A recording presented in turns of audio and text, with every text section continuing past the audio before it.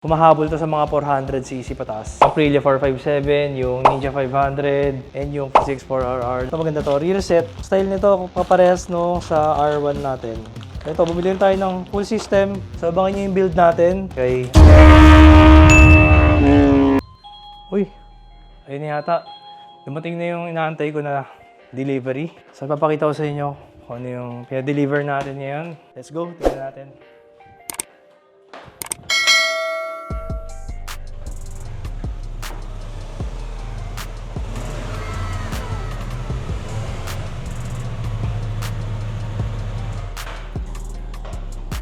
Yun. Boss, thank you. Thank you, sir. So yun na guys, dumating na another Yamaha R3. Malamang nagtataka kayo kung bakit na naman tayo kumuha nito. Bali nangyari kasi dati, nangailangan ako ng budget para sa business natin. Kaya natin pinakawalan si R3 WGP and nakasetup na kasi siya. Tapos yung pagka-build sa kanya, parang hindi match dun sa requirements ko. Kaya ngayon, kumuha ako ng all-stock na Yamaha R3 para i-build natin based dun sa gusto natin. So, gagamitin natin siya talaga pang truck, which is yung gusto natin talaga sa dati kong Yamaha R3. Na hindi nga natuloy, pero this time, hopefully, ito na. Ito na talaga yung isa sa magiging truck bike natin. So, yan, meron tayong sniper dyan na pang truck, pero pang small truck yan. Pero ito yung gagamitin natin sa mga big truck, kagaya ng Clark International Speedway. Ito kasi pwedeng big truck, pwedeng small truck. Tsaka mas masarap mag-training dito kasi mayroon siyang gas tank. Hindi gaya sa sniper, mas mahirap. Mas madali mag-hang off dito. So, ito lang yung accessories niya. Meron siya rito ang tank grip. Unang tingin, parang di ko siya type. Pero ngayon habang titignan ko siya, parang gumaganda na yung tank grip. So, pinag-iisipan ko kung tatanggalin ko ito nag-iisang accessories niya o hindi na. Ayan. So, all stock pipe pa siya. Pero mapapansin nyo, ito, makakatingin, original siya na WGP. Yung dati natin kasi, converted lang siya. So, bumili lang ng isang set ng fairings, tsaka sinalpak yan. Kung napapansin nyo yung mugs natin dati, kulay blue. Kasi blue talaga siya. Nabinilhan ng isang set na WGP fairings. So, ito, original to, WGP. And based sa nakikita ko, cosmetic-wise, maganda naman. Sariwa naman siya. Wala pang accident, walang gas-gas. Kaya lang, tinanggal dito yung yellow decal. So, parang inisip ko kung papalagyan ko rin siya ng yellow decal para mabalik yung pagka-original niya, para magaya yung kay R1 WGP natin. Yan, parang ganyan.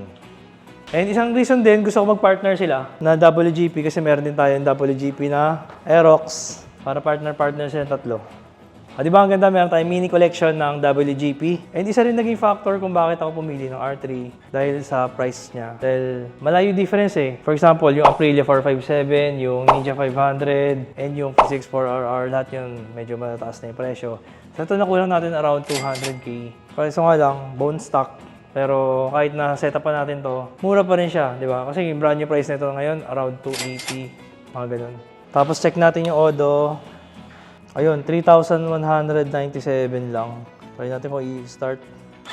Okay naman siya, fresh naman. Maganda kasi sa mga R3, lightweight lang. Tapos gusto ko yung tunog niya, screamer siya na Maganda yung performance naman ito para sa 320cc. Humahabol to sa mga 400cc pataas. Mga 400 to 500cc. Kaya niya humabol.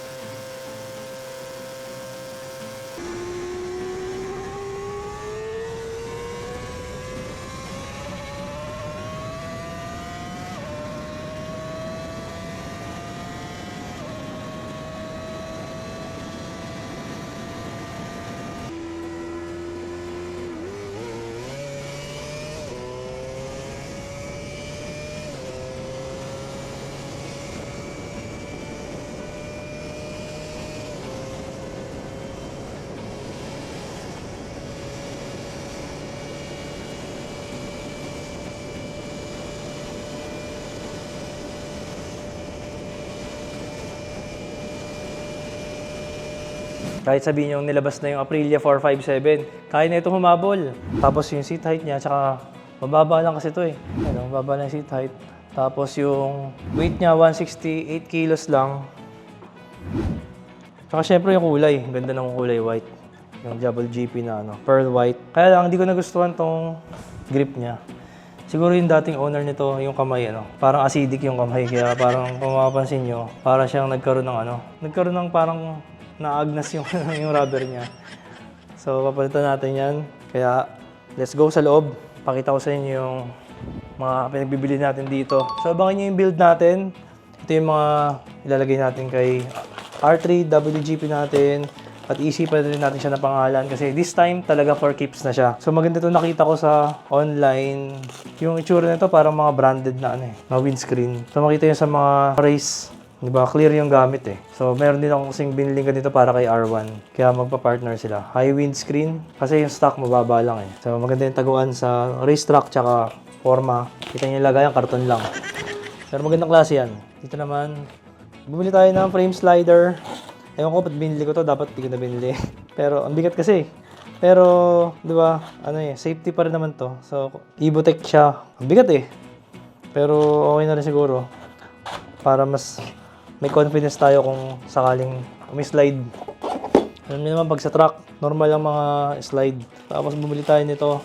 Ito para siyang tech spec, yung diamond, yung shape ng tank grip niya. Ito kasi mas minimalist. Tapos, meron siyang grip sa baba para may kakapitan. Kaso kulang eh, wala yung gitna. Yung tank pad sa gitna. Tapos ito, may pinaglaruan ng anak ko, ayan. Ito yung flash mount na turn signals kasi yung stock masyadong mahaba, nakalaki. So lahat to ipapakabit natin sa Garage Point, Manila. And nag-order na rin pala ako ng quick shifter, kagaya ng quick shifter na pinalagay ko sa CF Moto 450MT natin, yung AT Racing quick shifter. Abangan nyo. Ito, ano ba itong pinagbibili ko na to? Ito, ano to? Exhaust hanger. Ayun, so tatanggalin natin yung passenger foot peg, exhaust hanger yan. Ganyan. Yung isa naman, kabitan ng, pagka isasakay natin siya sa carrier natin, papuntang racetrack, sabitan ng tali. Pag nawala na yung passenger foot peg, baba, ito, meron pa dito. Ito maganda to, rear set, kailangan to. Kasi sumasayad yung foot peg yung baba ng stock eh. So maganda to. Ito yung style nito kaparehas no sa R1 natin.